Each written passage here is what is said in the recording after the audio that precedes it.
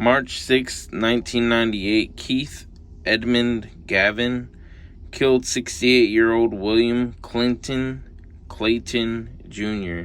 in a botched robbery in front of a Regions Bank in northeastern Alabama city of Center. Keith Gavin would be charged with capital murder and sentenced to death.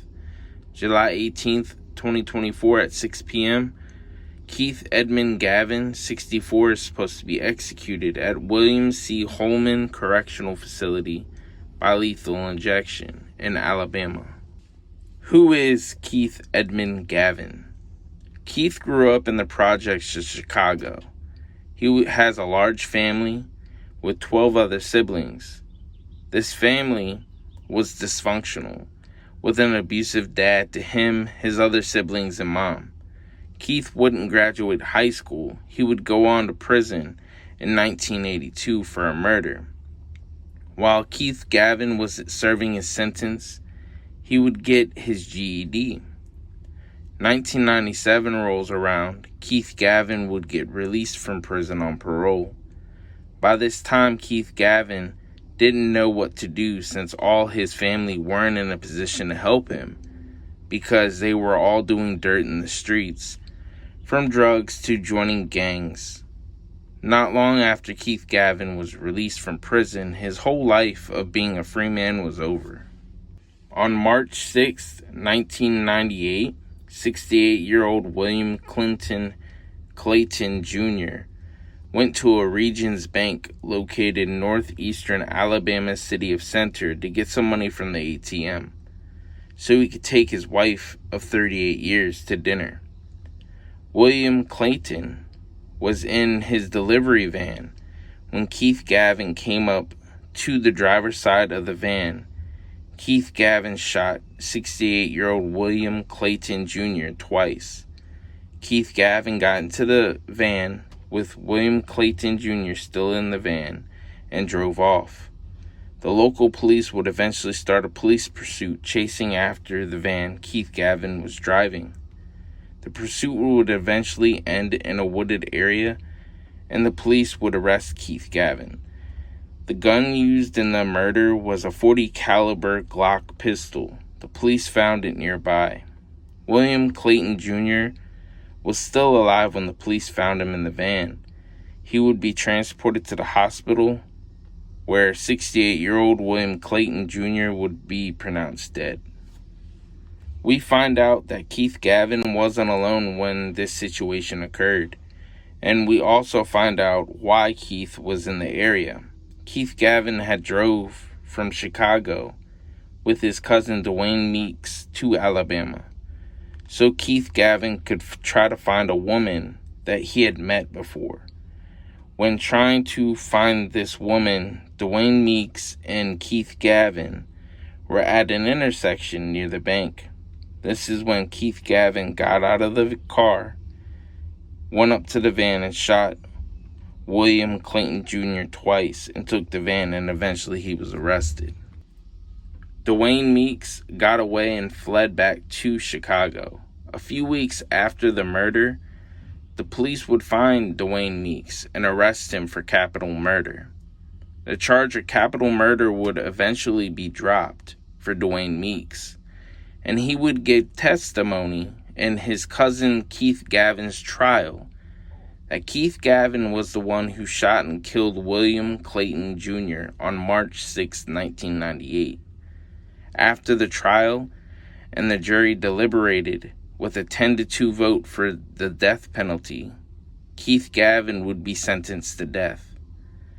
Even to this day, Keith Gavin says he wasn't the one that shot and killed William Clayton Jr., and he has tried to appeal his conviction, but that didn't work, and he has been in the Alabama's death row since. Who is William Clayton Jr.? William was from Clay, Alabama. He was a hard-working man. Also, he could help provide for his family. According to his son, Matt Clayton, quotes, quite a large man, end quotes. He stood about 6 feet, 8 inches tall, weighed about 280 pounds. Matt Clayton says his dad was a bit of a gentle giant. He also said he was a hardworking man, worked about 14 hours a day, usually from 5 a.m. to 8 p.m. Monday through Friday. He would work about a 10-hour day on a Saturday. Really, work was all that man knew. Sometime after receiving the death penalty, Keith Gavin would be practicing the Islamic faith. Keith Gavin did have his lawyers file a lawsuit. In his lawsuit, Keith Gavin doesn't want an autopsy performed when he is put to death. The reasoning is, in the lawsuit, quotes, his religion teaches that the human body is a sacred temple, which must be kept whole, end quotes. Alabama DOC agreed that the autopsy won't be performed after Keith Gavin is put to death. 64-year-old Keith Gavin had filed a handwritten request for a stay of execution. In his words, quotes, for the sake of life and limb, end quotes. Alabama Supreme Court and Circuit Judge would reject Keith Gavin's request days before he was supposed to be executed. Keith Gavin is scheduled to be executed at 6 p.m. Thursday, July 18th, 2024 at William C. Holman Correctional Facility in Atmore, Alabama. Final 24 hours of 64-year-old Keith Edmund Gavin. Wednesday, July 17th, 2024. Keith Gavin was visited by his spiritual advisor, his attorneys, Neil Conrad and Daniel Epstein. Keith Gavin didn't eat his breakfast. He did eat a few snacks, Ruffles bread, cheddar, and sour cream potato chips. And then he also ate a bag of regular Lay's potato chips. The last thing he ate was a Hershey's chocolate bar with almonds in it. Keith Gavin refused to eat his lunch and dinner, and he made no calls. Thursday, July 18th, 2024. Execution Day. A friend, Lauren Gill, visited Keith Gavin along with his attorneys, Kelly Huggins, Neil Conrad, and Daniel Epstein. Keith Gavin didn't eat his breakfast. He did eat some ice cream and drank a can of Mountain Dew. He accepted his lunch but refused to eat his last meal. Keith Gavin made no special requests. The execution started at 6:15.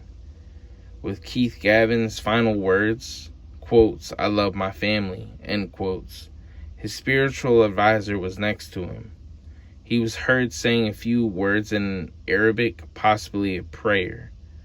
Witnesses also noticed that Keith Gavin had a finger lifted on each hand. Some say it is an Islamic hand gesture that means Allah is the only God. By this time, the first of 3 drugs was flowing through the IV lines.